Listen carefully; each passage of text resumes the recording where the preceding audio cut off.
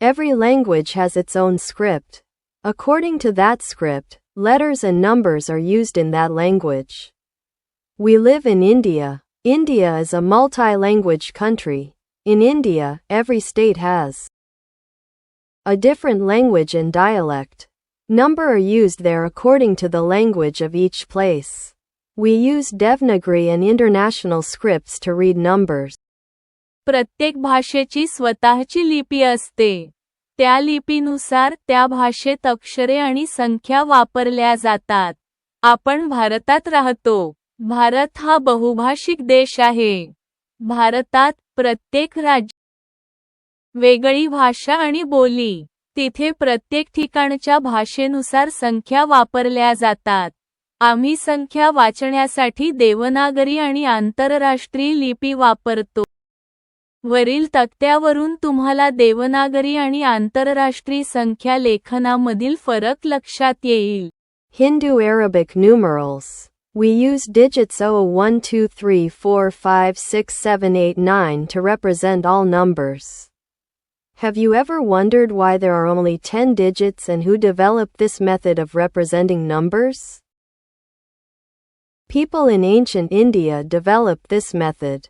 Most probably because they use finger to count numbers, they choose 10 digits. This method of representing numbers was latest spread to other countries by Arabs who visited India. Hindu अरबी अंक.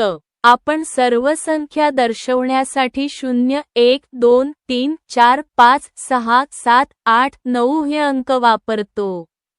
तुम्हाला कधी प्रश्न पडला आहे का की फक्त 10 अंक का आहेत आणि संख्या दर्शविण्याची ही पद्धत कोणी विकसित केली?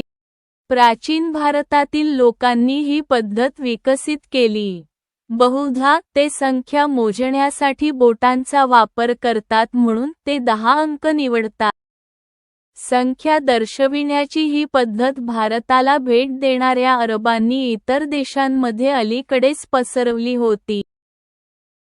युरोपमध्ये जुन्या काळात रोमन कॅपिटल अक्षरे संख्या लिहिण्यासाठी वापरली जात होती. रोमन सुमारे 2000 वर्षांपूर्वी रोमन लोकांनी विकसित केलेले अंक. रोमन अंकात चिन्हाचे मूल्य त्याच्या स्थानानुसार बदलले नाही. तसेच या पद्धतीत शून्यासाठी कोणतेही चिन्ह नव्हते. Roman numerals are formed using the 7 symbol given below.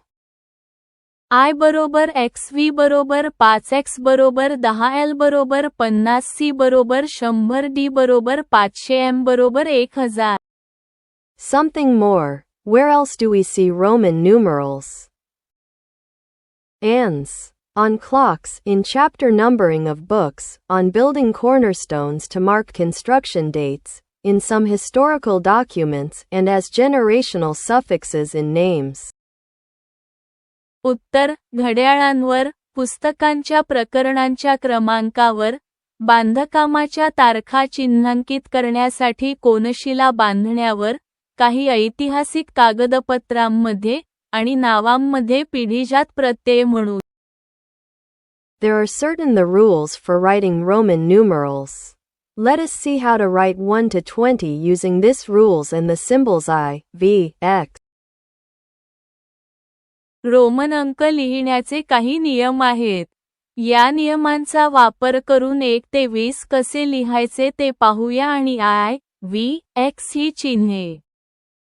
नियम क्रमांक 1. जर I किंवा X हे दोन्ही चिन्ह सलग 2 किंवा 3 वेळा लिहिले तर त्यांची एकूण संख्या मिळते.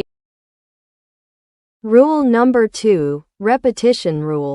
The symbols I or X can be repeated consecutively 2 or 3 times. The numeral V is never repeated consecutively. नियम क्रमांक 2, पुनरावृत्ती नियम. I किंवा X ही चिन्हे सलग 2 किंवा 3 वेळा पुनरावृत्ती करता येतात. V ही संख्या कधीही सलग पुनरावृत्ती होत नाही. Rule number 3, addition rule. When either I or V written on the right of the symbol of bigger number, its value is added to the value of the bigger number. Examples: vi equals 5 plus 1 equals 6. xi equals 10 plus 1 equals 11. vii equals 5 plus 2 equals 7. xii equals 10 plus 2 equals 12. vii equals 5 plus 3 equals 8. xii equals 10 plus 3 equals 13.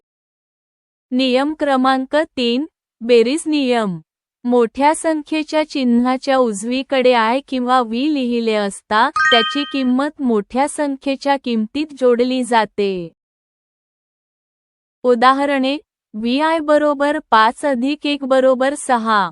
xi बरोबर 10 अधिक 1 बरोबर 11. vii बरोबर 5 अधिक 2 बरोबर 7. xi बरोबर 10 अधिक 2 बरोबर 12. vii बरोबर 5 अधिक 3 बरोबर 8. Rule number 4. When I is written on the left of v or x, then its value is subtracted from the value of v or x. However, the symbol I is not written more than once before v or x. जेव्हा v किंवा x च्या डावीकडे I लिहिले जाते, तेव्हा त्याचे मूल्य v किंवा x च्या मूल्यातून वजा केले जाते.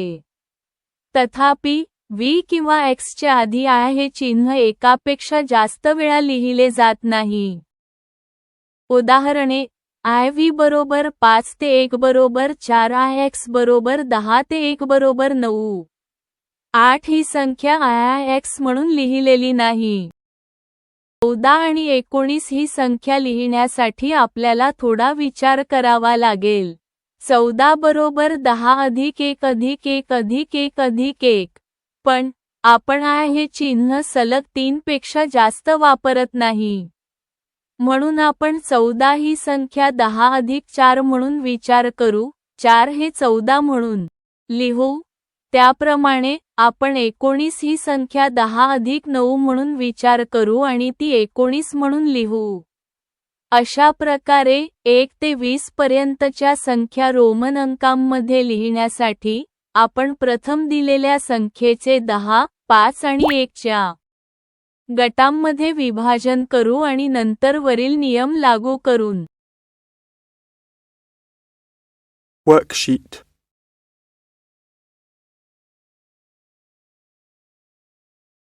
Quiz time. Remember these 7 symbols and answer the following quiz. हे 7 चिन्हे लक्षात ठेवा आणि खालील प्रश्नमंजुषेचे उत्तर द्या. संख्या आहे. बरोबर उत्तर पर्याय ब आहे. बरोबर संख्या कोणती आहे ते सांगा.